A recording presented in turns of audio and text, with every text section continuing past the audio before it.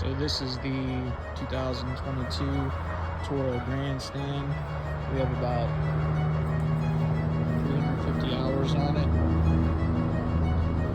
And we're going to do a review for you today.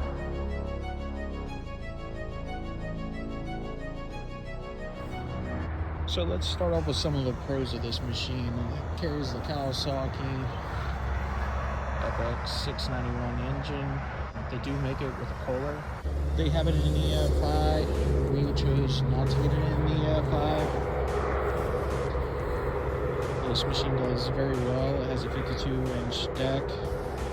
There's a slight offset on the deck, which if you're going to be cutting any type of patterns, any type of stripes, kind of like what we're doing here, you are going to want to be mindful of that offset, because you have to line it up accordingly. And it does have an adjustable knob. It's a little bit buried in grass right now. And what that will do is that will adjust your baffle in and out, almost serving like a mulch plate. Now we do have, they have gray wheels, but we did have a flat tire. We had to switch out everything. A lot of the pros to this machine come from the dashboard right here. Everything's just as you would want it. The deck adjuster, you have the pin adjustment, throttle, the ignition, the toggle PTO, for your hydraulic, your fluid, brake has to be set, choke. And everything's pretty much open and standard in this machine. So if you want access to your air filter, boom, your air filter. The only thing that we ever had a problem with is the back side of the cylinder, number 2, I think it is. Replacing that spark plug can be a little bit of a treat. Just have to get in there. So one of the cons to this machine is the idler pulley system. If you don't absolutely watch what you're doing, whenever you engage this deck, it puts it on a tilt. It has so much torque, so much binding, that eventually, as you can see, even this one started to twist upward. You got to consistently bend it back down. I think it's a flaw from the manufacturer, but I mean, what are you going to do? It's a great machine outside of that. The belt does jump off of this puppy sometimes. It's a tombstone, hits a piece of brick over there or something, it will fly up, it will fly off, and you're resetting it. And you got to watch what you're doing, or else you will burn yourself on the exhaust manifolds. We usually cut with the discharge chute down. As you can see, that one had a little bit of an accident. The only person who uses this machine, obviously. Correct guys. But other than that, all in all, it's a great machine. You have to make sure the handle's down in order to engage the blades. Park brake's got to be on in order to start the machine. Has a very sweet platform.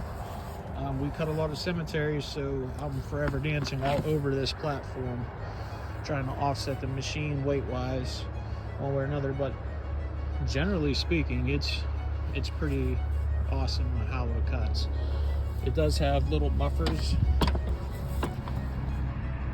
right there, and that serves as some buoyancy as you're going across. It does have a latch right here, and the machine does fold up and it becomes way more comfortable, which is ideal for getting on for trailers and putting more equipment on it. That just drop. Other than that, it's a great machine. Everything's very accessible. The clutch is down there. Haven't had to replace those yet, but I am not looking forward to it whenever I do. There's wear and tear. It does take a toll.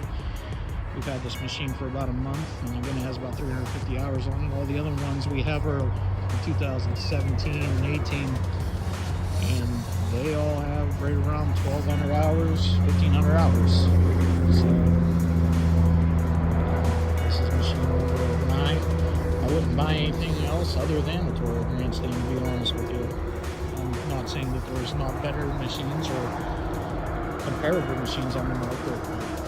I've seen these things just completely smack walls and slide and hit trees and everything else. Never bent the deck, never did anything. I've seen that hit manhole covers and everything else, and the only thing that bends on them is the blades. So outside of changing the oils and doing routine maintenance and replacing the battery, sharpening the blades, I've never had an issue. So that's just my take on this. They do have variable options. You can get a weight kit for it. Weight kit. This one has a single bar weight kit. So one more wrap around the note. I apologize, the machine is dirty. It's an 11-gallon tank. And she does cover really nice.